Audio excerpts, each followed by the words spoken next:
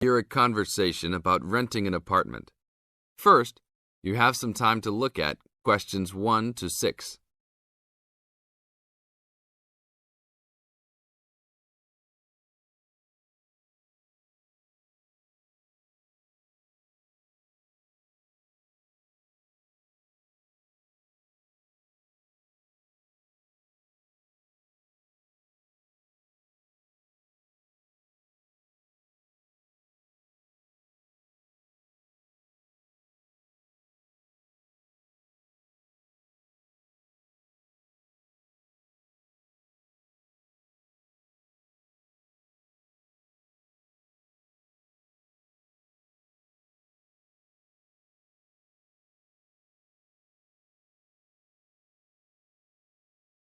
Now listen to the tape and answer questions 1 to 6.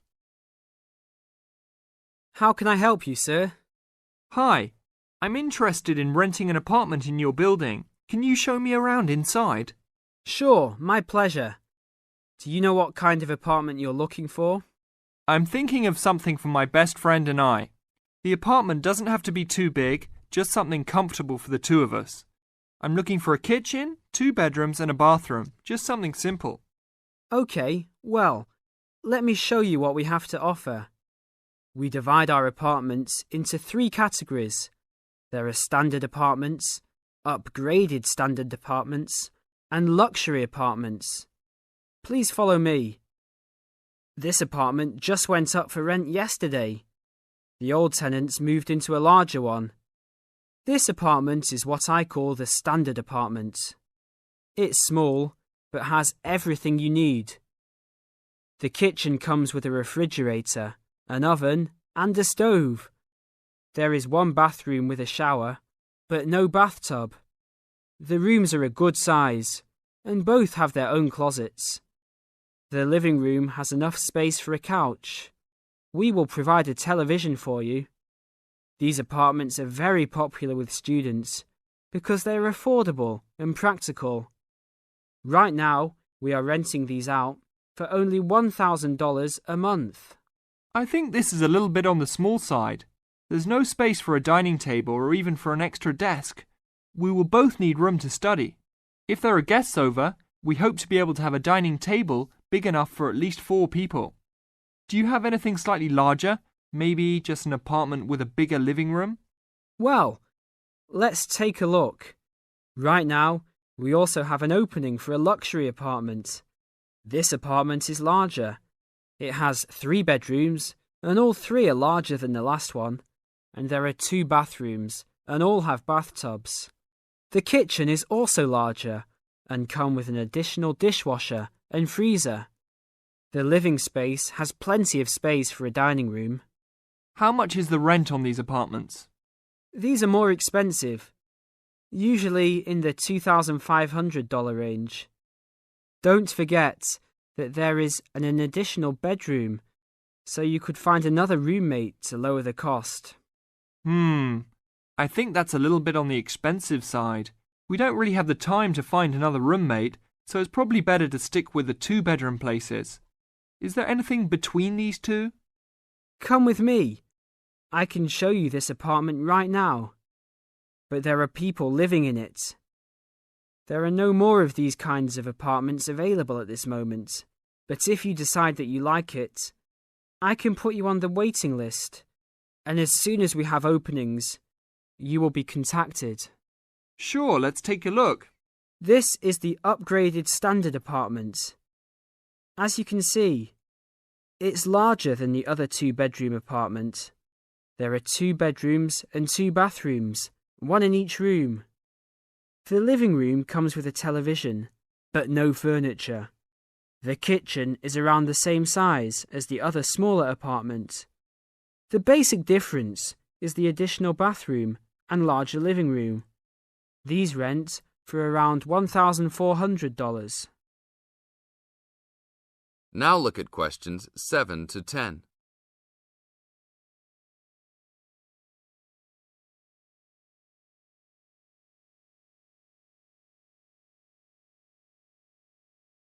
Now listen to the tape and answer questions 7 to 10. Seems like a good deal. Do you know when an apartment like this will be available? That's hard to say. I know these people who live here right now should be graduating soon, so they might be moving out. Well, I guess I'll put my name on the waiting list. Hopefully there'll be an opening as soon as possible. That sounds like a good plan. I will notify you as soon as we have vacancies. You will have to leave us some information and a student identification number. Sure, no problem. My full name is Robert Jack Browning. Could I have your age, please? I'm 38. Your major? I'm studying biology. How about naming some of your hobbies? Fishing, golf, watching movies, and spending time with my family. Sounds like a good life. What is the price range of the apartment you are looking for? Somewhere between $1,000 to $1,500. Your student identification number, please? QS 45890. Could you repeat that? QS 45890. Lastly, could you leave us a phone number? Okay, it's area code 236 580 2287. Thank you very much. I will give you a call as soon as possible. That is the end of part 1. You now have half a minute to check your answers.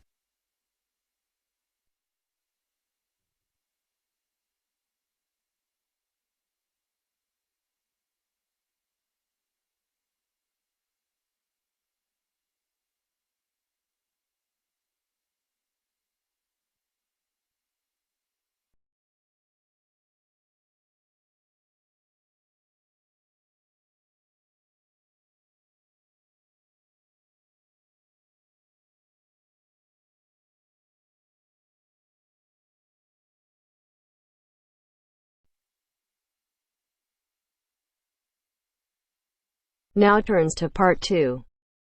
Part 2. You will hear two students talking about a school project. First, you have some time to look at questions 11 to 15.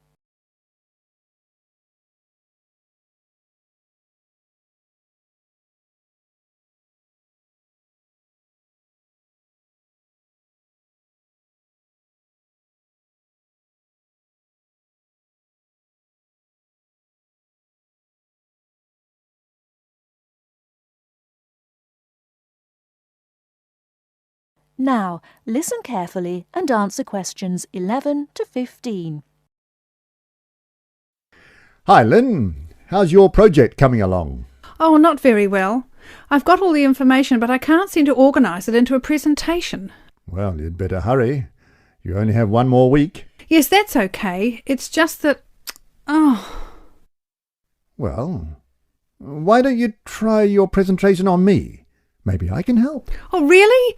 Great! OK, well, I've chosen solar power for my subject, and I'm going to talk specifically about domestic water heating. You know, like the ones popular in America. I've got some facts here. Oh, that's good.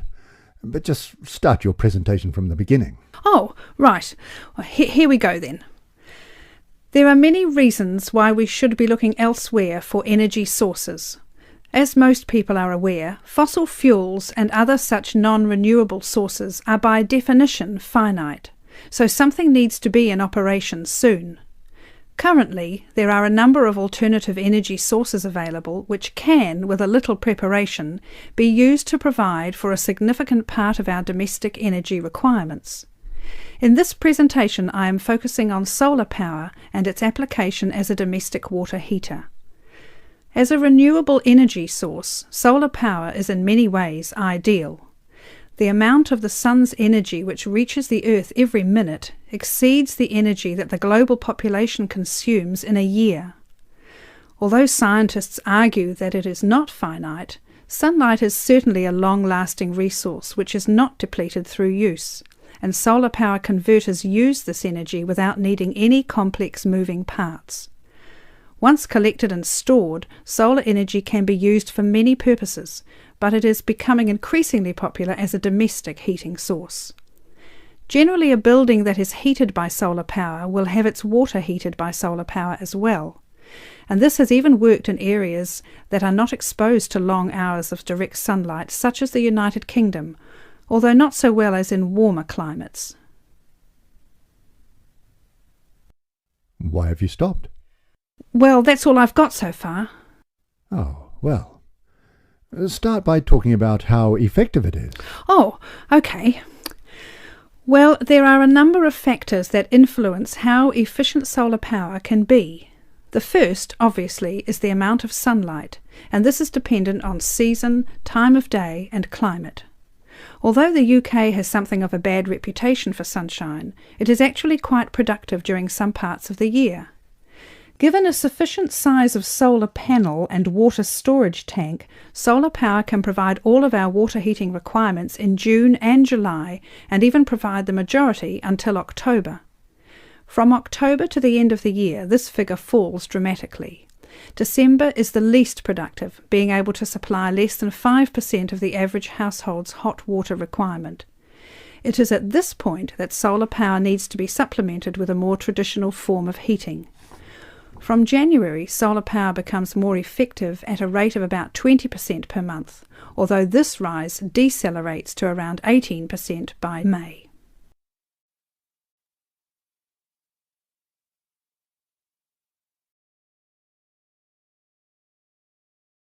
Before you hear the rest of the talk, you have some time to look at questions 16 to 20.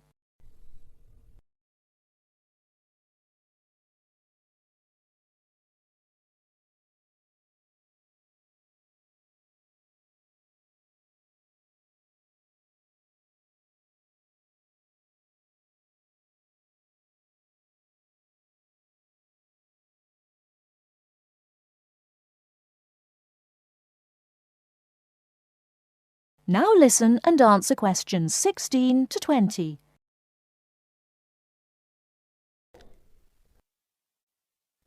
Now say something about this water heater. Do you have any information about that? Oh yes, I've got an illustration of a water tank here. Well, that's good, but you'll have to describe it. Right. Well, the ideal water tank in the UK has a capacity of 45 to 50 litres, but must be at least 40 litres to be effective. The solar coil is put in the bottom of the tank to heat the water. Now remember that solar heated water will not get quite as hot as fossil fuel water heaters. The bottom half of the tank is normally 20 degrees, and this is why it is important not to have a tank that is too large, as that would take too much energy to heat. In this illustration, it rises to 40 degrees from halfway up. Don't forget that hot water rises, so the top third of the tank is the hottest and reaches an average temperature of 65 degrees. And what's this second layer around the tank? Oh, that's insulation.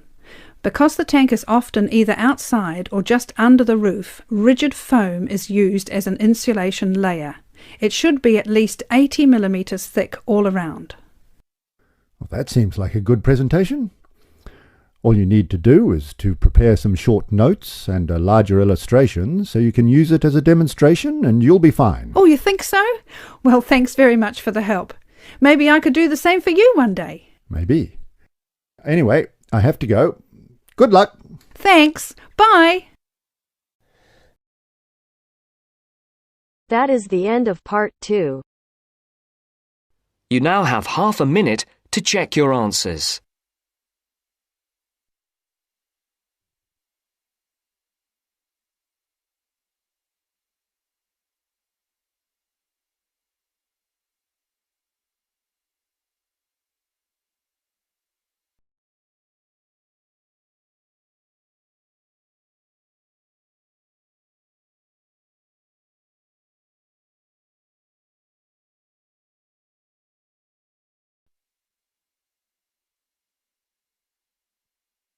Now turns to part 3. Part 3. You will hear part of a radio program about do-it-yourself house painting.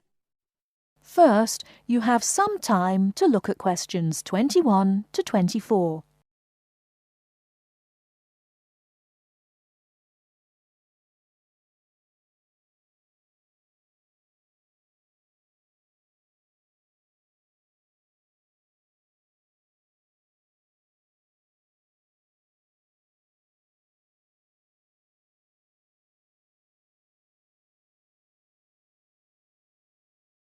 Now, listen carefully and answer questions 21 to 24.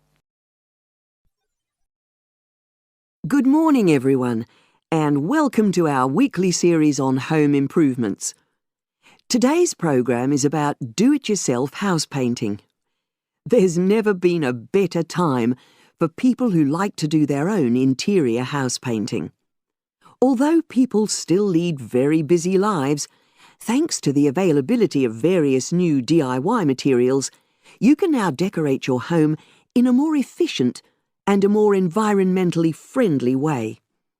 In 2009 alone, approximately 53 million litres of the paint that was sold in the UK were left untouched.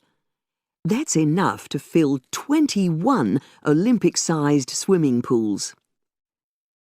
It's easy to overestimate how much paint you'll need to decorate your room if you use guesswork. And if you know exactly how much paint is needed, you avoid unnecessary waste. There are automatic paint calculators available now. Most of the major paint manufacturers provide them. Look on their websites or just Google paint calculator and see what comes up.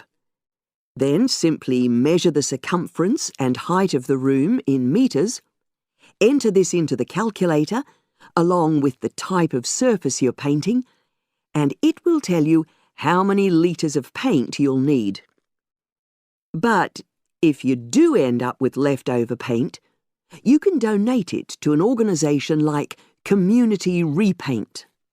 They will take the paint from you and redistribute it to local charities and voluntary organisations, so it goes to a good home. You can find more information about Community Repaint on communityrepaint, all one word, .org.uk.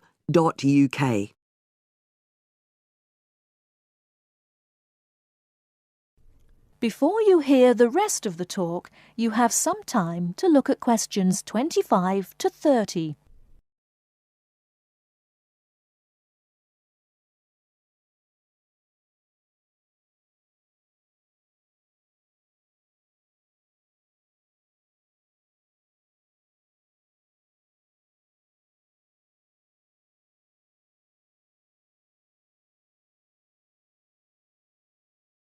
Now listen and answer questions 25 to 30. Another way of avoiding paint wastage is to check you're completely happy with your colour choice before starting to paint. For example, you can get a small sample of the colour you're thinking of using, then paint a board and move it around the room, so you can see how it looks against your furnishings and in different lights. Also, it's always better to buy high-quality paints because you get what you pay for. If you buy cheap paint, you might need to apply 2 or 3 coats to achieve the same coverage that you'd get from 1 coat of a good quality paint. You could also spend a week on a job that could have been done in a day or 2. And consider the environment. Most paint manufacturers now sell water-based paints that don't contain harmful chemicals or give off harmful odours, so get one of these. You can also buy paint that's packaged in recyclable containers. There's a lot more choice than there used to be. You can only do a good job which will last if you prepare the surfaces thoroughly before painting. In fact, in many ways, if you want to do a professional-looking job, this is more important than the painting itself. If there are any cracks or patches of loose plaster, painting over them won't solve the problem. Take the plaster out and fill the holes, allowing enough time for the new plaster to dry. And you won't get a smooth finish if the walls are dusty or greasy. So washing with water isn't enough. Use a solution of decorator's soap and rinse well with warm water afterwards. When you're ready to paint, we suggest you use a medium pile roller for walls and ceilings. A lot of people tend to use short pile rollers, but these give a patchy finish, and that wastes paint and time. Similarly, long pile rollers can create a thick textured effect, which looks messy. The same goes for brushes. The stronger the bristles, the easier they are to wash and reuse. And as you've chosen a water-based paint, clean your brushes with cold water, because it's more energy efficient that way. As you're decorating, keep transferring small amounts of paint into a tray and keep topping it up when you need to. This reduces the chance of it being contaminated by dust and pieces of dirt. And finally, water-based paint doesn't have a lingering smell, so that's not an issue anymore. But it's airflow rather than heat that helps the paint dry quicker. So, to help finish the job in the quickest time, leave your doors and windows open. The faster the paint is dry and the job finished, the quicker you can start enjoying your room. In tomorrow's programme, I'll be giving some advice on... That is the end of Section 2. That is the end of Part 3. You now have half a minute to check your answers.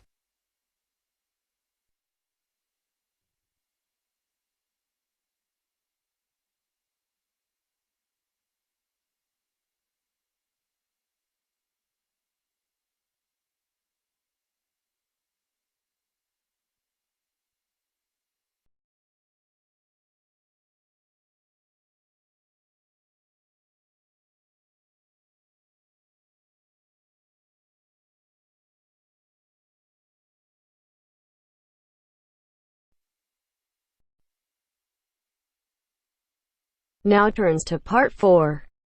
Part 4. A second session on interview skills. First, you have some time to look at questions 31 to 40.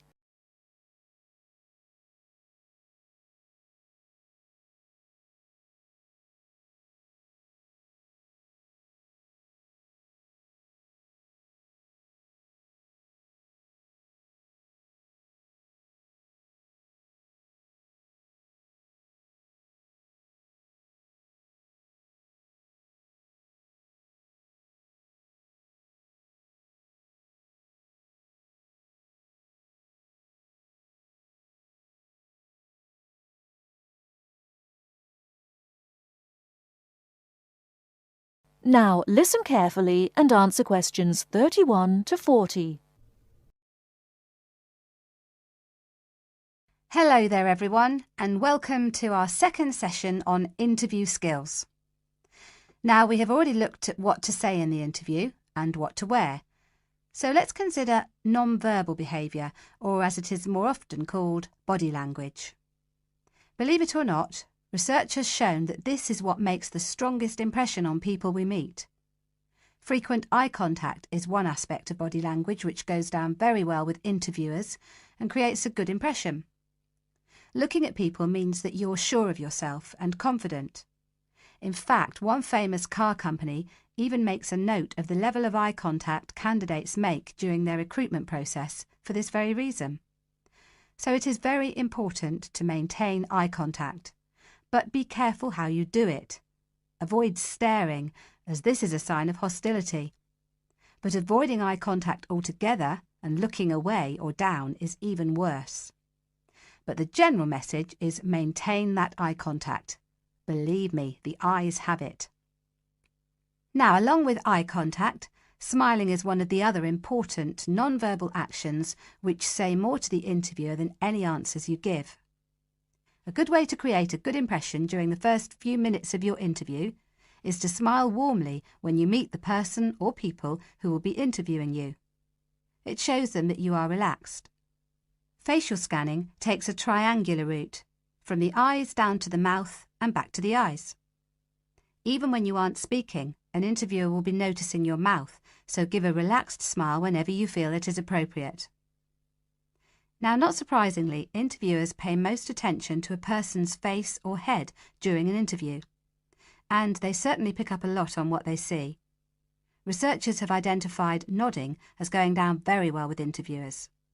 This simple gesture shows that you are listening and paying attention. Another useful head gesture is to tilt your head slightly to one side.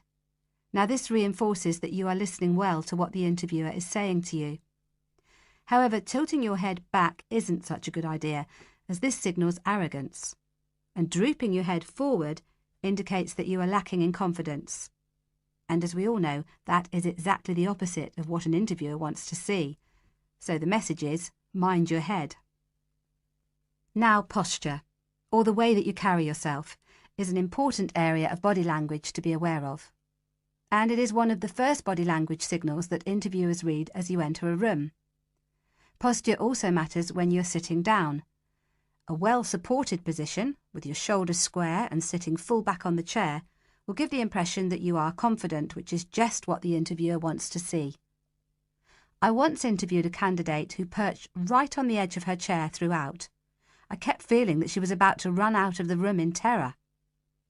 However, occasionally leaning forward slightly when the interviewer is speaking reinforces the message that you are keen and interested, as well as showing the interviewer that you're actually listening to what they are saying. But don't overdo it by leaning too far forward. That can be a bit distracting for the interviewer. Now, we all tend to use our hands to gesture, especially when we are explaining something or as we become involved in what we are saying. This is fine. It shows that we are keen and perhaps even excited about something. However, what can work against someone at an interview is when they fidget. This kind of moving about is, of course, what we do when we are nervous, and fidgeting can be very distracting to watch. So if this is a problem for you when you get nervous, it is a good idea to practice sitting with your hands gently resting in your lap or on the arms of the chair. Try not to fold your arms, though, as this tends to look uncomfortable or hostile. But whatever movements you make, be careful with your hands. They need to be kept well away from your mouth, head or face. In fact, experts say that when a hand flies up to or over a person's mouth, it implies that the person is worried or wound up about something. For most of us, staying calm in an interview situation is a challenge, so putting in a bit of practice in advance will help. So, to end with, here are a couple of suggestions on how to improve our body language. A good idea is to choose a role model, such as an actor or fictional character, or a public figure or someone you know. Then sit calmly and imagine that you are this person. Now, other countries have different body language signals. So remember that if you are being interviewed abroad, you may want to check if there are any special gestures to avoid. It's also a good idea to get used to reading body language signals. You can do this by simply watching how people interact in public places, such as on the streets or in restaurants. And finally, when people have struck up a rapport, it is reflected through the natural mirroring of each other's body language movements. So you can use this to your advantage by occasionally mirroring the interviewer's own movements. For example, if they lean over to one side, you can do the same a few seconds later. It helps to create a special effect known as similar to me. But don't do it too often or the interviewer will notice. Now, any questions before we move on to interview listening skills? That is the end of part 4. You now have half a minute to check your answers.